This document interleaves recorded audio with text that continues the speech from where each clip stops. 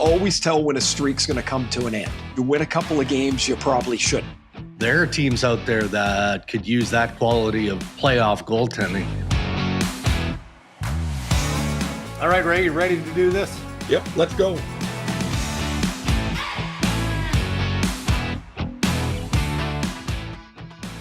Powered by Red Media in partnership with TSN, it is season 7 of the Ray and Dregs Hockey Podcast, presented by our title sponsor, Tim Hortons. And it is Thanksgiving at Tim's with their new Thanksgiving stack sandwich. It's available now for lunch and dinner for a limited time, though, across Canada.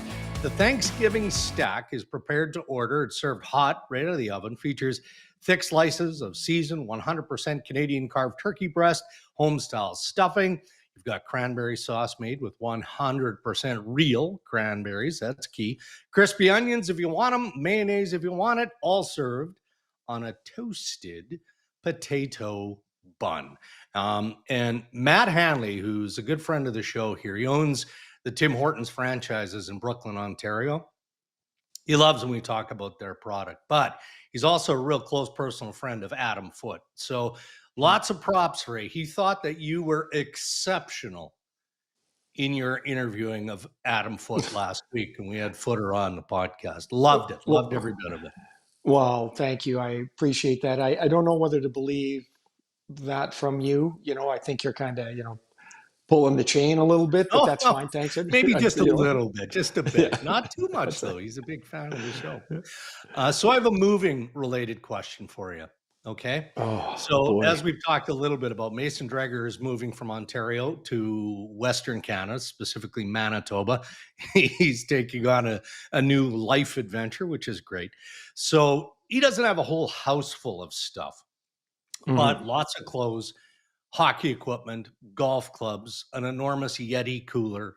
And most importantly, as you know, he comes more so from Holly's talent pool. Especially musically. So he's got a nice collection of guitars. So he was terrified when the AMJ Campbell moving truck arrived yesterday. He didn't need the full truck. He just needed this nifty vault, which I didn't know that you could actually do until I entered into this process. But, in the span of 45 minutes, man, they meticulously put like a dozen boxes, all the stuff that I mentioned. The guitars wrapped perfectly in all of that in these wardrobe boxes, and then they slam the door shut. The AMJ Campbell truck pulls away, and in about 10 days, we'll meet the truck at the Cabbage. So how good is it? How many times did you have to go through a moving experience in your playing days? Not similar to that, probably a lot bigger, but moving, as you know, can be stressful. Well, 6 times. Because when I moved to Hartford, I had like 2 suitcases. I didn't, I was 20 years old. I had nothing. And so I had that, the times I got traded, when I had to move, like when I got divorced, I moved, into another place. Then I moved back to Vancouver. We moved 4 times in Vancouver. I got to tell you, the worst part of it is you're so organized for about 83% of the time. And then you just go, F it. Whatever else is on the floor, you just throw in a box. And agreed. That last couple of boxes, you open up stuff 6 months later that you haven't even. Yeah. But it's like a bath mat, a kitchen utensils. It's like whatever's left. It's like I found a winter jacket in with kitchen stuff, and I'm like, it makes sense. I'm like, how the hell did that get in there? But I didn't find it for months. So moving stinks. It's a hard thing, man. It is. Well, thank you to Jeff and AMJ Campbell for helping out because, man, we were lost. Do we drive this stuff across Canada again? So anyway, it'll get there safely. Breaking news as we record this episode of the Ray and Dregs Hockey Podcast, Tuesday morning, September 30th. And we're going to dive right into the Kirill Kaprizov extension with the Minnesota Wild. In our headlines, brought to you by the Canadian Brew House. Catch all of the action at the Canadian Brew House with 30 beers on tap, over 50 big screens, and our signature Jumbotron, so you never miss a single moment. Enjoy the largest patios in Canada, all the sports you love, and a place that's proudly Canadian-owned. Born in Edmonton and now has 48 locations nationwide. 48! Find a location near you at thecanadianbrewhouse.com. Kirill the Thrill Kaprizov. $136 million. 8 years, $17 million AAV. So we'll get the details and the structure of the contract. I mean, that stuff will be reported over the course of the day. But, I mean, I actually thought, maybe I said it recently on a podcast, that I still felt like that sweet spot was 8 years at $16 million. And I thought that's where it would likely get done.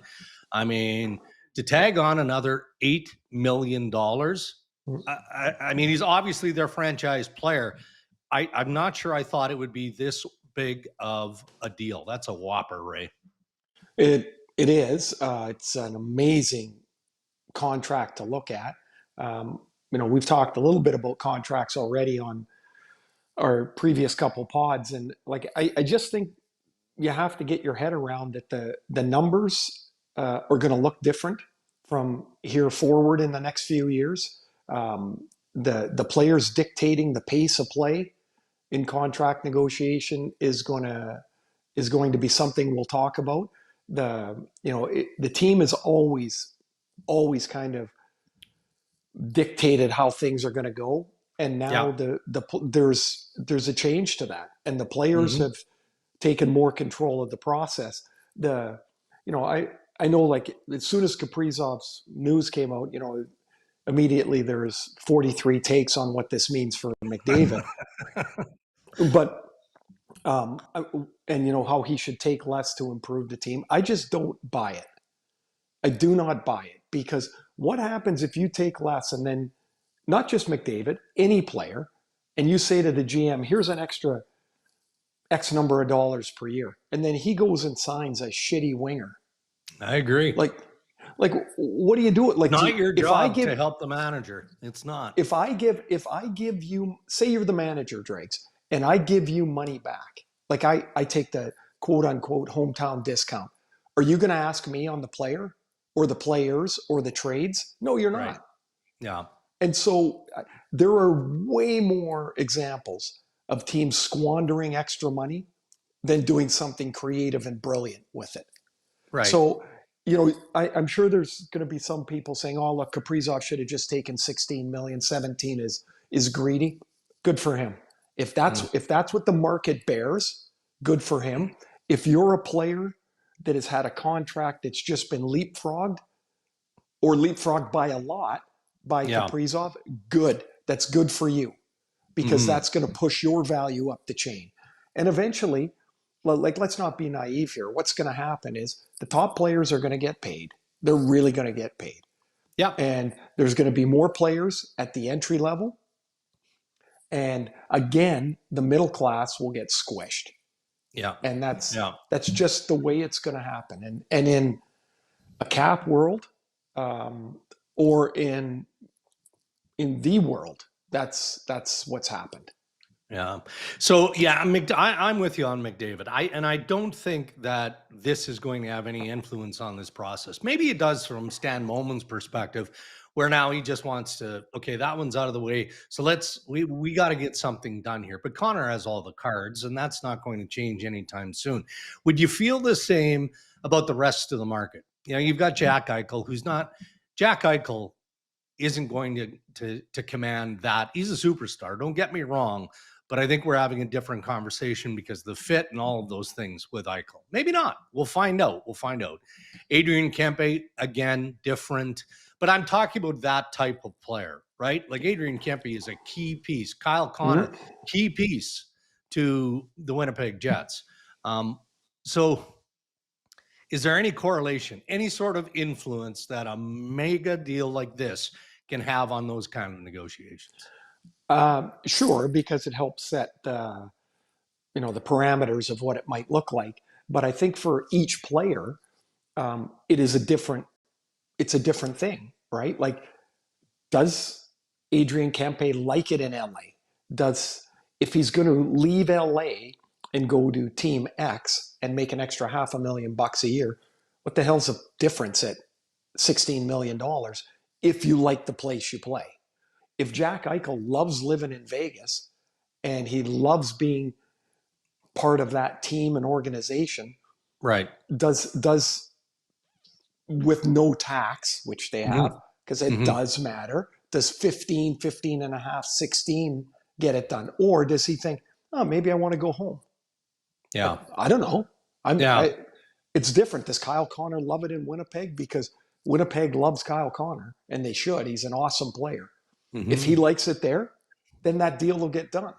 Yeah. So this is part back to where I'm like, I think the players will drive this process more than they have in the past. There's more with the cap opening up. There's more players now willing to say, you know what? I'm going to wait. I'm going to wait because it's not just the money, even though we look at it as money driven, because these guys are going to get buckets of money. It's going to be, where do I want to live? Where do I want to spend the prime of my career, my big money era of my career? Where do I want to be? And they're going to choose. In a lot of cases, guys like this, they're going to pick where they play, not the other way around. Let's stay on the contract theme for a moment, because, you know, there was a lot of wonder around the Anaheim Ducks and Mason McTavish, especially when McTavish returned to Canada to be home just prior to the start of camp. And just under 2 weeks later, the stalemate ends, all right, with Mason McTavish signing a 6-year, $42 million contract extension with the Ducks. And, you know, there were some who were surprised, especially by the term.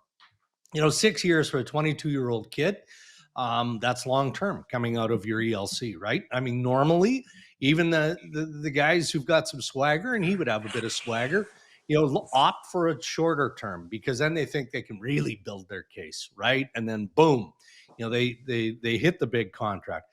I mean, this guy's going to make $42 million, and he'll be 28 when this contract expires. I think it's a good deal for both the player and for the organization, because as good as Mason McTavish is, maybe the Ducks aren't entirely sure. They think he's pretty good, but they don't have to pay for his top side until they get a firm look at what he is at 28, and that's 6 years from now.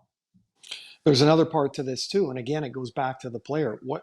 And I don't know Mason at all, but like, what type of kid is he? Does he deal better with security? Is he okay in the last year of his contract? I'll tell you one guy I think is going to have a really good year this year that didn't necessarily last year, and that's Brock Besser. Because I don't think Brock's personality is one that likes to be out on the edge of, this is my contract, I've got all this uncertainty. You know who else was like that? Me. I hated it. When I got into the last year of my contract, everything was a stress for me. Like, I haven't scored in 5 games. Now it's 8 games. I got 1 in 12. And pretty soon you're like, I'm not going to get paid by anybody. Yeah. And some guys, it doesn't bother them. They're like, yeah, F it. I'm just going to go play. And some guys are like, man, I don't like this. So maybe that plays into it a little bit for Mason. As you said, he's a 22, 23-year-old kid, and he's going to make $42 million. Now, he scored 22 goals last year. Yeah.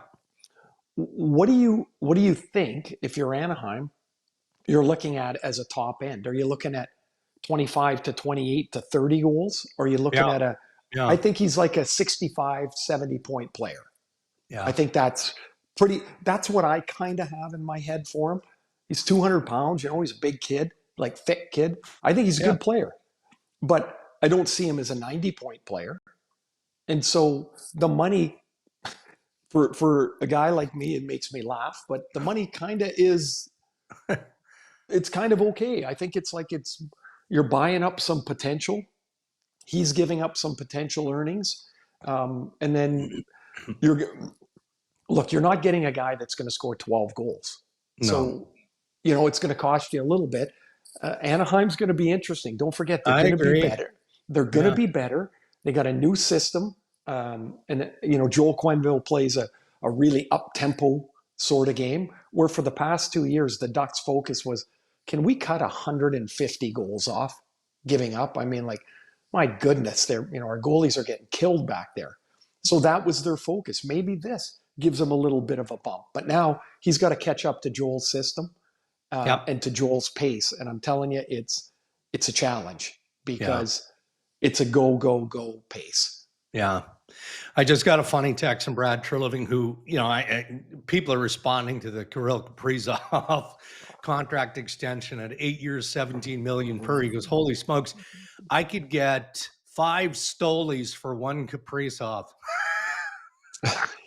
Yes, he could. Obviously they just extended Anthony Stolarz 4 years at 3.75 AAV. Obviously there's some concern around that goaltending department in Toronto, as you'd expect. Uncertainty around Joe Woll. The timeline is still very much up in the air as to when he'll be able to return to the organization. I thought the Stolarz contract extension was sharp work by the Leafs. I did. I think all of us thought that he'd come in. Okay, team friendly would have been 3 years. 4 or 5 was favoring Anthony Stolarz. But even though his data was decent, his save percentage career-wise, all of that was decent, never played more than 34 starts in a season. So that was problematic for him. To get him on an AAV at below $4.5 million, I think that's decent work by Treliving. I do. And I think that's where that 4th year, though, would come from, right, Ray? Is, you give on the term, but the AAV has to come down a bit. For sure. Now, Stolarz is interesting because, he was a really good prospect in Philadelphia, and then he got waylaid with injury, and it just didn't happen for him. And then he bounced around. He went to Anaheim, and then he got into Florida, and it just now, of course, you're playing behind Florida's defense, which doesn't hurt, but he really seemed to be able to harness like his movements in the crease. He's such a big presence that when he starts sliding around in there, he becomes a much smaller guy. He doesn't do that anymore. They're getting the best of Stolarz right now, and I would compare him a little bit to Adin Hill in that Hill had not played very much comparatively, and then he goes to Vegas and wins a Stanley Cup, but he still hadn't played very much, right? And so I think Stolarz is in that vein. I think the best of Stolarz is in front of him. I really do. I think it's a good contract, a good signing for them. You mentioned Kaprizov again, and I wanted to tell this quick little story. We were doing the World Championships, and we were in Copenhagen, which, by the way, if you haven't gone and can go, you should go. Amazing place. And I went for a walk one morning, and I ran into Paul Fenton, who was the general manager of the Wild at the time. And Fenner's knees were all gummed up at that time. I think he's got 2 replacements, and he's now in Florida as one of their hockey advisory board. But they were trying to get Kaprizov to sign at that time. And he had just been to like a breakfast lunch meeting with Kaprizov's dad and Kaprizov. And so he's trying to sell the Wild to him, and there wasn't a lot of English, and there was translators, and he was just exhausted. But he's like, oh my God, we got to get this guy. He is like so good. Yeah. And all we have seen at that point were just little videos, right? He was a 5th round pick, and he was desperate to get him there. And so, it was all this stuff about, they go for breakfast here, and you talk up the guy's kid to a translator, and you hope he's giving him the right message, right? Like, how do you know? And shortly thereafter, they ended up with Kaprizov. Yeah, and I'm happy for the Minnesota Wild and their fan base, right? To be able to hold on long term to a superstar player is it's not foundationally shifting for the organization, because the fan base can see what he is, and you hope and you expect better is yet to come, both individually and from a team perspective. But man, if this thing had dragged on, the fans at organization would have been just pulled through the mud, right? Because you get into the year, and now we're talking about trade scenarios, and we're looking at what happens if he leaves and all of that. So I'm sure this is a pretty significant shot in the arm for the Wild in general. Crazy. let's shift over to Florida for the obvious, right? And, Aleksander Barkov, last week, the Florida Panthers captain sustained a serious knee injury in practice, more than one, in fact. So surgery happened. Best case scenario is that he's back in April, which also severely impacts Finland at the Olympics. We know Matthew Tkachuk isn't likely going to be back for his own offseason stuff until December. Injuries happen, Ray, but Bill Zito is credited and his resume is building based on some of the stuff that he manufactures and then also kind of last second can land in his lap, like Brad Marchand, trade deadline from the Boston Bruins. Sure, he has some cap space to work with here, but it's not unlimited. It's a little bit different moving forward. But as Paul Maurice has talked about on a couple of occasions now, since the Barkov injury, there's only so much player you can replace, right? Right. You don't replace Aleksander Barkov. I mean, so talk about the toll that the Florida Panthers are going to face here very, very soon in the start of the regular season. When we get the chance when we do games to talk to Paul beforehand, and there is almost no conversation we have about the team and the way they're playing at that moment or what's coming up, that somehow the road doesn't get back through Barkov somewhere. Like it always does. He gets it to Barkov because Barkov means so much to them. He's their best all-around player, right? Like, we talked the other day about Anze Kopitar. To me, he and Kopitar are very, very similar. Right. They don't look for accolades. They're just the backbone and the spine of their team. They're true 200-foot players, right? Like, how are you going to replace that? Well, so to start off, you don't go do anything out of panic, right? No. Secondly, you only have so many draft picks and assets to trade because they don't really want to trade out of their lineup to replace Barkov, who they're going to get back eventually, to create another hole with the guy they just traded, right? So there is a patience part to it, which must be, like for me, it would be like, those stress balls. I'd have them both going, like for sure. Yeah. So what you can do, Sam Reinhart was drafted as a center. He played center all the way until probably 3 or 4 years ago. Evan Rodriguez was a center. Now Bennett gets elevated. The key for them this early part of the year is Anton Lundell. Yeah. Really, really good player who's been really comfortable. He can kind of hide in the shadows behind Barkov and Bennett. Well, now there's no hiding anymore. The next part of that is they're going to have to play differently. They can't play the same because they don't have the same personnel. Yeah. And so you can keep the system pretty much intact, but you've got to expect different results. And it's going to look a little different. They won't defend as well. They won't penalty kill as well. Like, how can they? He's their best penalty killer. Their power play, like at times when they went away from the 1D, they played 5 forwards and Barkov played on the point. Yeah. Like wherever they had a problem, they just stick Barkov to fix it. And it's an enormous loss on a completely innocent looking play. Like that's brutal. That just sucks. Like MCL, ACL. Oh, here's the other thing. Again, is if there's one thing medically I know, it's about knees. If he's on the short time of the timeline, 7 months, you're not getting Aleksander Barkov back. No. You're getting somebody Barkov. Because there's no 60% maybe. Yeah, like there's no way you can rehab and train and regain strength and all of that stuff in that time frame. It just doesn't happen. I feel badly for him because he's an amazing player and by all accounts just a real special guy around that team. Yeah, I would agree. And look, I mean, we know there's no quick fix to any of this. And every year going into a new season, we talk about, here's what this team needs. I wonder if they'll try and get the jump on the trade market. And you can talk about any team in the league, right? I mean, we focus here in Canada specifically on the clubs we're closest to geographically and all of that. And you've explained nicely, you don't replace Barkov, and even shorter term, you don't replace Matthew Tkachuk, but you throw the Olympic break into the equation in February.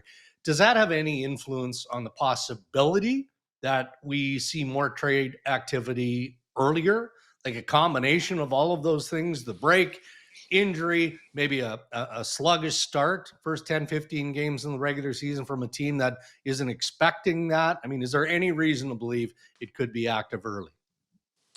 I don't think so. I mean, I mean, teams stumbling out of the block always open up the doors a little bit, because one thing is, we're getting into that time for us guys that do what we do, is that our bosses are going to say, okay, we need your predictions / guesses for the playoffs. Like, how the hell do you pick them? No. Like, everything becomes a smaller and smaller and smaller margin. So for Florida, like, their margin just got smaller. I mean, they're going to be a playoff team, but the margin got smaller. And if you're those other teams in the Atlantic, are you not, oh my God, your eyes open up, because you're like, maybe there's a better chance for us. I'll give you one name here just sitting around, is Jack Roslovic. Yeah, and weird. But maybe Jack Roslovic becomes more interesting to somebody like Florida right now.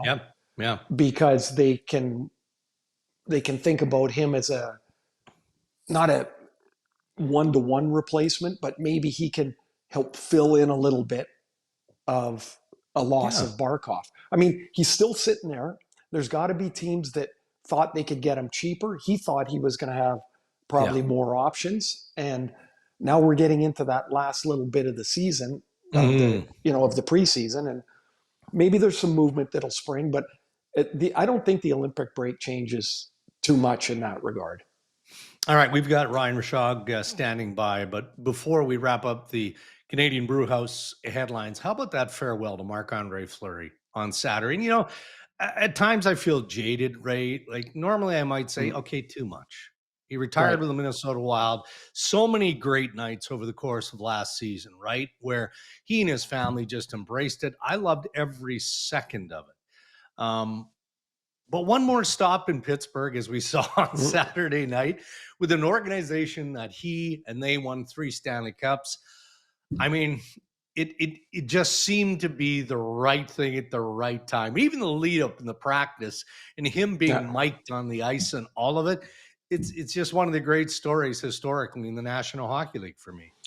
You can't recreate that with different guys. And like, Fleury's just the perfect guy for it, right? Like, he's always been the same. He's always, I don't know. He's just, there's something special about the way Fleury has gone about his business for 20 years.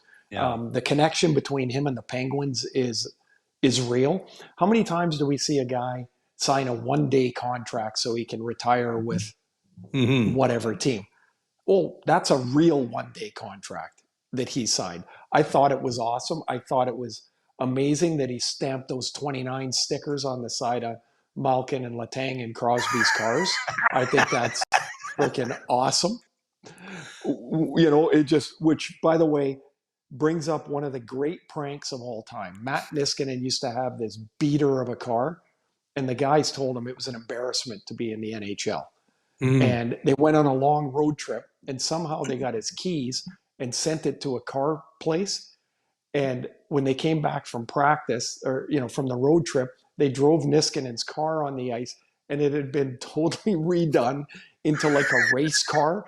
It was painted in the Dallas Stars colors. They had his number on the doors. It looked like a stock car. And that's tremendous. He drove it all year. He kept driving it, which I think is just amazing. It's a pretty cool little story. But I loved everything about Fleury's retirement, and man, I'm really curious and anxious in a good way to see where's he going to pop up next.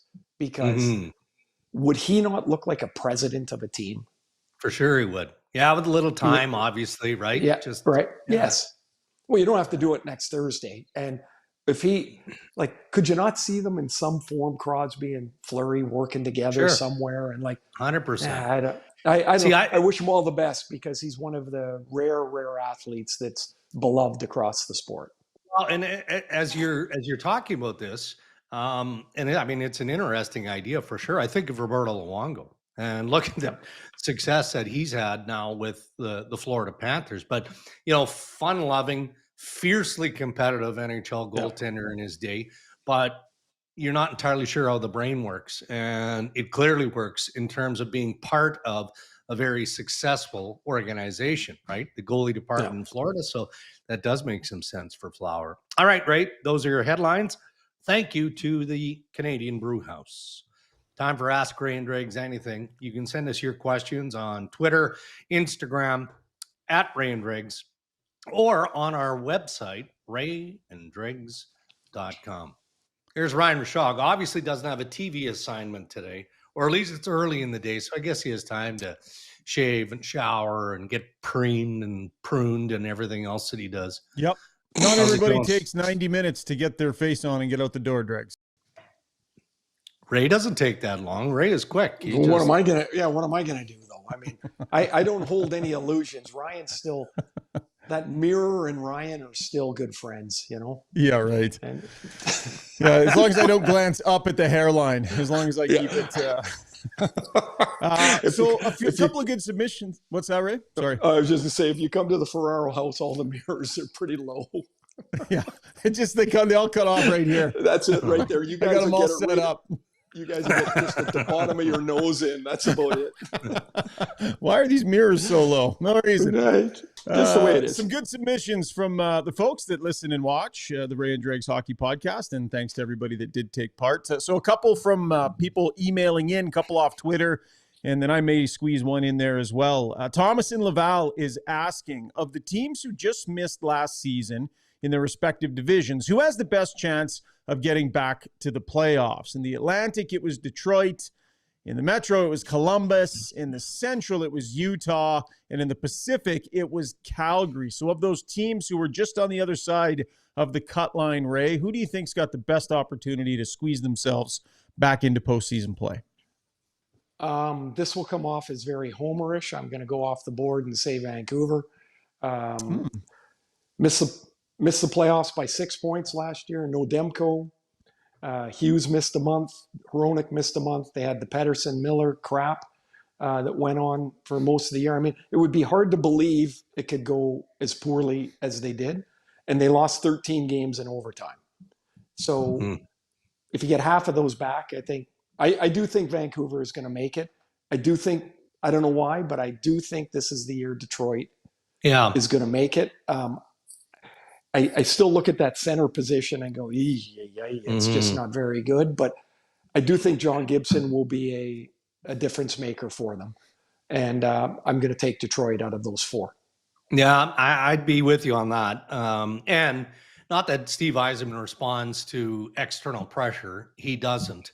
But there is eventually going to be a statute of limitation here where the Red Wings have got to be a playoff team, certainly a top playoff contending team, which they have been. But it's been a long time, Dregs. It's been a long time. But I think you're right, though. I think Gibson will provide some stability there. And I do feel like Yzerman always has something up his sleeve. We just don't know it yet. So I'm willing to give them the benefit of the doubt. And a hat tip to Donnie Waddell. Donnie he can be historically an aggressive general manager. So I don't think Columbus is that far out of the mix either. And I do know that the veteran GM there is twitchy. He wants to make that team better. So I'd go Detroit 1 and Columbus 2 for me. They need a goalie. Yeah. Yeah. I think that's, Merzlikins and Greaves, thin. And, Ray, you brought up the Vancouver scenario last year, so I was gonna get to this. There was an article on NHL.com, JT Miller, who, by the way, is banged up right now. A couple of quotes from him that I think are interesting to circle back on because we talked about this so much last year. So Miller, being pretty honest about the way things went, he said there was a lot of outside influence, a lot of extra stuff going on in the last few years, where I felt the urge to do more than I was being asked to do. It creates a monster, if you will. He then went on to say, I don't think it's ever going to be perfect, but the emotion I play with, it's in me. So it's managing that, keeping it to 5 to 10% of the time that it's bad. We all know that guys who play with emotion, you're not going to be 100% good. It's easy for guys who don't have a heartbeat to say, hey, calm down. That's kind of empty to me.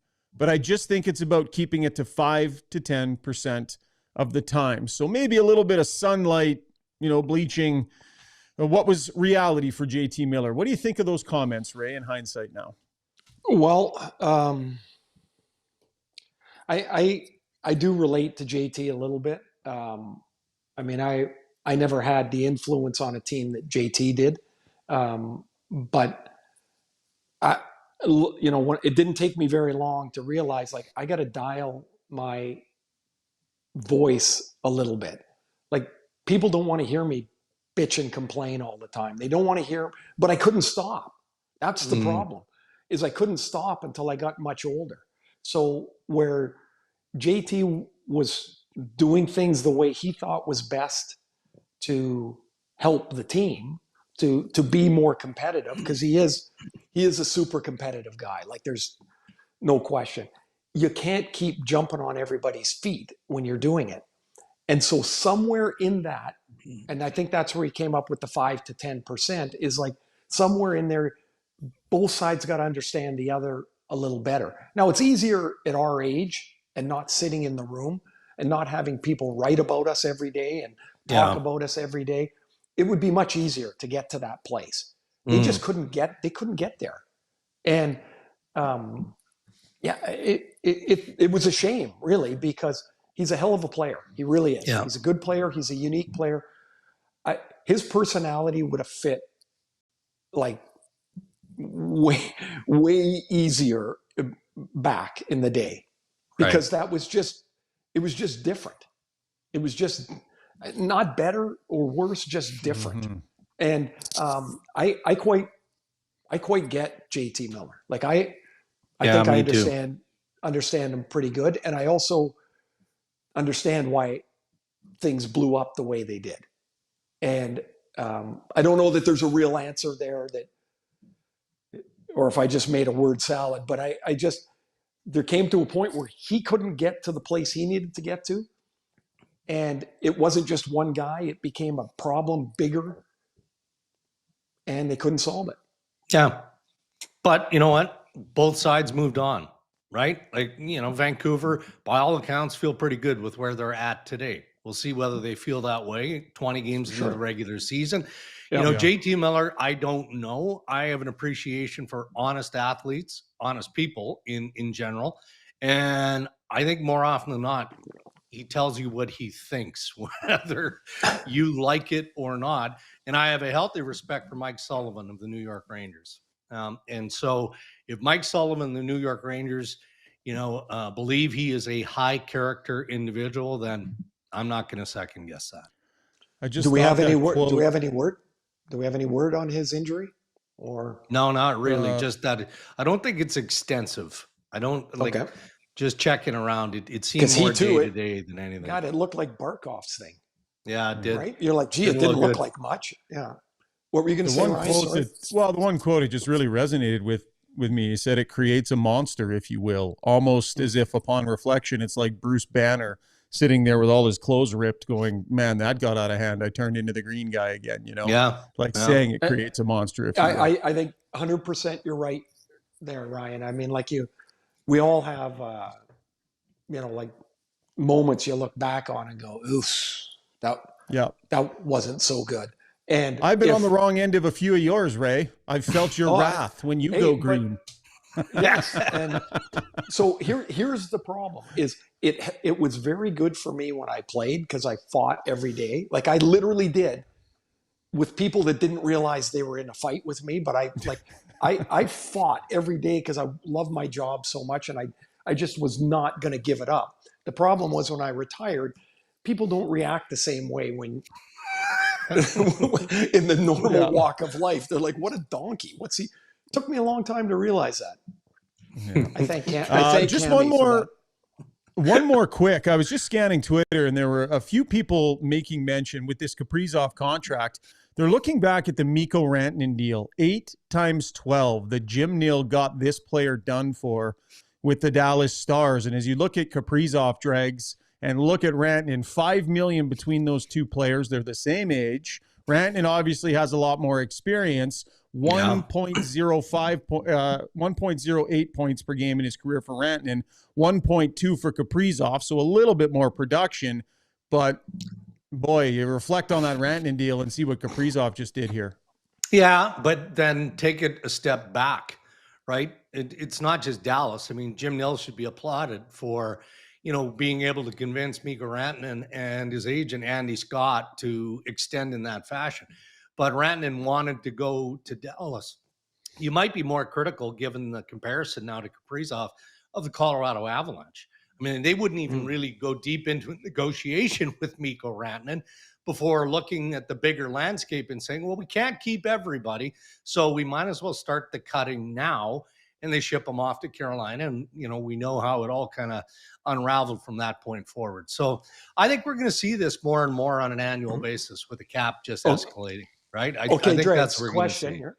Dregs, I got a timeline question for you. When Colorado traded Rantanen, did they know where the cap was going? Yeah, probably to a point. Yeah, maybe not officially, but they would have had an indication. And not to revisit all of that, but you remember Rantanen coming out after the fact and saying, I didn't even really know that that's where we were. And the agent would echo that as well. I feel like they would have had, I think what happens more often than we know is either the general manager will reach out directly to Deputy Commissioner Bill Daly, or a governor will reach out and say, hey, we know you don't know this officially, but we're trying to put together our framework here, right? Our roadmap of what our roster is going to look like. Can you just spitball a number? And it's normally within $500,000. I think they'd get that close. Okay, so here's one thing about that timeline. So now we're talking about February to September, right? Yeah. And the market now has clearly changed. It's changed. Yeah. And so you make the best decision you can on that day. And then this is why managers get punched in the face when they get fired eventually, because they're like, oh, because of this deal and that deal. And you lose context of the timeline that has changed. Yeah. And I still look at Mikko Rantanen in Dallas, and I can't believe he's there. I know, same. I certainly couldn't believe he was in Carolina. Like, to me, he belongs on the side of McKinnon. Yeah. But that's just the way it goes. The other thing, too, to recognize, is there an overpay by Minnesota? Yes, of course, right? You look around the room and you see Nate McKinnon, you see Cale Makar, you see all these pieces in Colorado that are, again, franchise type of players. So they felt like, even though Mikko Rantanen was a deeply respected piece of the organization, he was the guy that they could live without moving forward. Minnesota could not do that with Kirill Kaprizov. Fair. No. Yeah, really good to point out. Okay, last one. Bit of a fun one here. This drawing our whole team into focus here. Zuby's name origins. This one comes to us from Matthew Wang. Hi, Ray, Dregs, Ryan, and Zuby. Hope you guys had a good summer. Love the pod. What is Zuby's real name? How did Zuby get the nickname Zuby from you guys? Thank you and take care. That is Matthew from Markham. So we go to the man himself, Chris. He's Ukrainian. Sabunya. Zuby. Yeah, it's just a part of my name, Sabunya. There's a Z in there, so we don't kind of pronounce it. It's of Polish origin. Oh. My father, born in Poland, and that SZ sound in Polish. When I go over there, I'm Shabunya. I've been to Poland. Oh, shabby it is. Shabunya. It sounds like something Adam Sandler would call you. Shabunya. So I've been Zoobs. Lots of people go Zoobs, and then Zoobs turned into Zuby. So it's just been a progression of the nickname stemming from my Polish last name, which I'm very proud of. I like it. So would your in the proposal to your wife, did she have to take like a spelling class or like what was going on there? Like she asked if she could opt out of the she wanted to opt out of the Z. Can we just do it with no Z? She very slowly changed her documents. She took her sweet time changing all her stuff over because she had a very cool last name. Her maiden name is Kidd, Kidd, which is nice. Which is it's theoretically cooler than Sabunya, but so theoretically it is. Yes. Yeah. Last names can be sensitive stuff though, right? Like I remember playing like high school fastball. And it was a rival town, and this guy knew my name was Dreger, but he kept calling me Dredger. And it just so we lose the final game, and my older brother had just taken me to the concession stand. So I'm like 14 or whatever. And we buy one of those, like 2 or 3 of those long licorice, the red long ones, thick ones. And this guy's walking behind me, my rival. He goes, "Hey, Dredger, how's it going?" And I turned around and I whipped him across the face with that licorice. Come on. Dropped with him a like licorice. A rock. And I whipped got him on top of him and just started pummeling. My brother's like, "What the F?" Goodness sakes.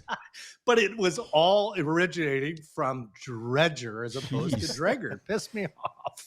I think there's a monster inside JT Miller. Hey, Ray. Oh my gosh! Like that's a true story.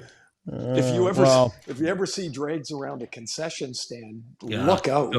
Mind your business. If I got a hot coffee in my hand, you're dead. Last names can be sensitive. I won't go over the whole story again. I think I've told it already. But you remember how I went from thinking my name meant a little bush on a hill, like. For Norway, it's Norwegian, right? So it's a little bush on a hill. And then I'm at the Olympics in Athens, and I'm standing in line, and this guy goes, "Rizal, are you from Norway?" And I go, "Yeah, my family descends from there, but we say Rishag, it means little bush on a hill." And he goes, looks at my accreditation, he goes, "No, it doesn't." And I said, "Yes, it does. We have little glasses at my grandparents' house with bushes on our family insignia." He's like, "Well, my friend, I am from Norway, and that is not what it means." And I said, what does it mean? What does it mean? And he goes, "It's like a little helping of rice. It's like a pile of rice." Hey, rice boy. Yeah.